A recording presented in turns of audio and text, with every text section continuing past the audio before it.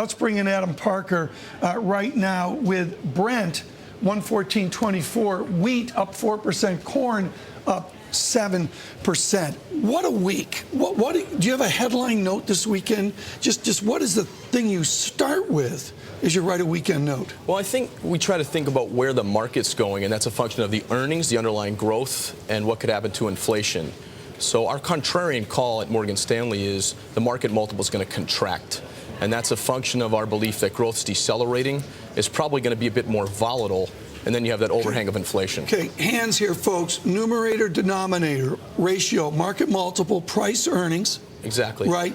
It's going to contract. That number's going to go down. Does it contract in the numerator price, or does it go up in the denominator earnings? I think it's going to be more likely that it's in the numerator. So you're right. There's times where you have a very positive view of growth. This is too much math for Friday, but continue. Well, March is logarithm month. We don't do that on Fridays. You're exactly right. There's earnings and there's what you pay for the earnings. Right. There's some markets where you'll pay a high number, 15 times earnings, because you're happy with the growth. You believe it's sustainable. There's other markets where you're less sure, and I think we're in that other market. Right. We're going to pay a lower multiple for today's earnings. We're working on a killer dividend chart with this dividend news out there. Were you surprised at these dividends from the banks? No, we were not surprised, and our banking team forecasted that. We recommend banks within our strategy pretty heavily at Morgan Stanley. Our banking analyst is overweight many of the names. This is Intel and Colgate. It's an elegant chart. Let's bring it up here, folks. Normalized back 20 years. You can see it over there. A 2-decade divide in shareholder return.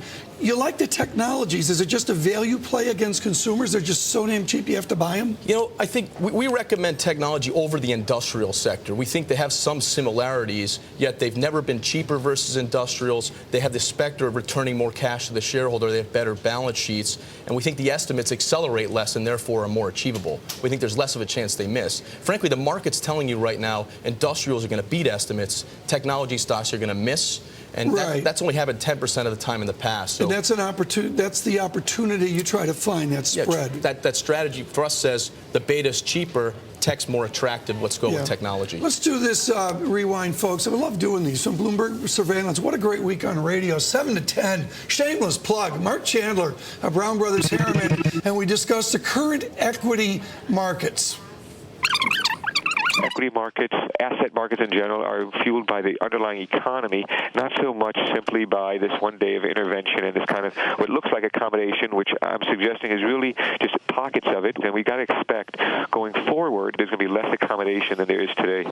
Mark Chandler, a terrific one volume on the myths of the dollar. Look for that on Amazon. Okay, it's like everybody on board, everybody in the pool. QE2. Zero-bound target rate, on and on. It's the land of accommodation. Does that just helps equities, right? I think it creates a near-term opportunity. I think we've seen that since September of last year.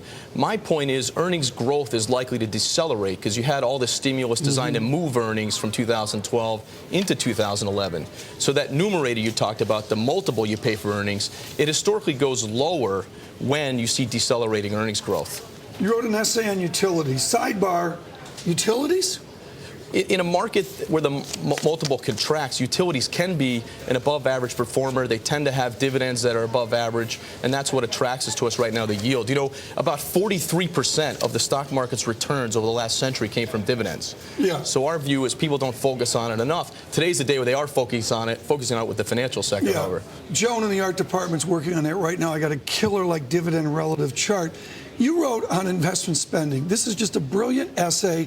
Capital spending. You look down here, Adam. The camera guys are in the way of the big screen. Capital spending struggles. And it's remarkable to me how all this is tied to investment. We got a couple charts on this, folks. Nominal investment is just rolled over here. Just remarkable. We really need that investment to come back, don't we? Absolutely. I think you could be much more bullish on the economy if we build factories that employ American workers that make things the world needs. The problem is typically the stock market lags when that happens because the capital spending reduces the free cash flow. It limits the margin expansion. So we've been able to show in our research at Morgan Stanley, you don't want to own the stock market until the capital spending is done accelerating. Is it accelerating now? It is. It's still negative. So it's starting to improve, but I think it'll be another 6 months or so of capital spending. And the reason is the government accelerated depreciation. It's trying to incent companies to spend this year. Critical. Great insight for the week as we look at all this international news. Are we just doing their I love this, folks. It's a break exclusive. Accelerated depreciation for clunkers or whatever. We're just pulling it forward, right? Right.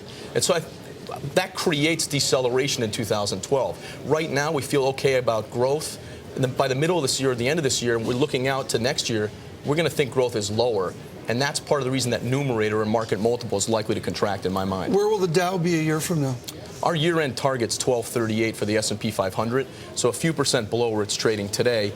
I think there are some similarities to 2005. You're the third year of an economic recovery. Right. Earnings grows, but the multiple offsets it, and you have sort of a flattish kind of year. Thanks to our art department for making this up with that breaking news. Let's look at this chart. Dividends matter over time. I just picked two stocks. One is J.P. Morgan, normalized back 10 years there, Adam, and you can see water. I just picked Aqua America, which makes a big splash. Full disclosure, folks, I'm a shareholder of Aqua America. Water, it's a boring water utility.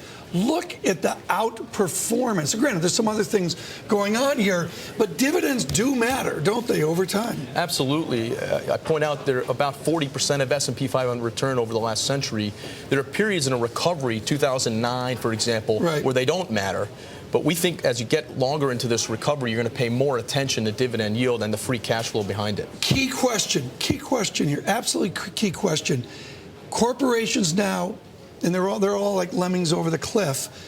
That cash flows so in, return to cash flow so in. How do you identify legitimate return of cash flow from those that are just doing it because it's a zeitgeist to do? They went to a meeting at Wharton or whatever, and they said do that, so they do it. How do you discern those two groups? Well, there's a number of things management teams can do. They can buy back stock, they can increase the dividend, they can do capital spending or R&D. Personally, behavioral sciences drives their decision making. They observe what other companies did. Exactly. If the market liked it, they do it also. So in the last several years, acquirers have outperformed.